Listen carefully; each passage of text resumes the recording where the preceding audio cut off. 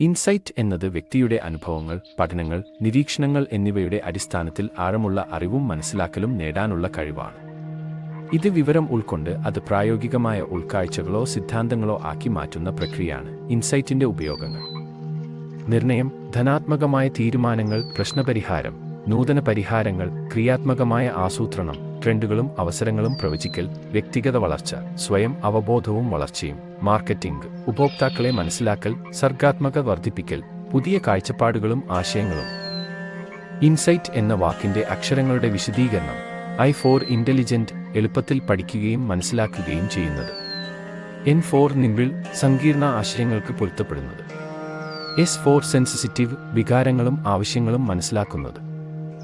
I for intuitive, കാരണമില്ലാതെ അറിയുന്നത്. G for genuine, ആത്മാർത്ഥവും സത്യസന്ധവും. H for ഹോളിസ്റ്റിക്, വലിയ ആശയങ്ങൾ കാണുന്നത്. T for തോട്ട്ഫുൾ, ചിന്തിക്കുകയും പരിഗണിക്കുകയും ചെയ്യുന്നത്. മനസ്സിൽ സൂക്ഷിക്കുക, ഉൾക്കാഴ്ച വളർത്താൻ.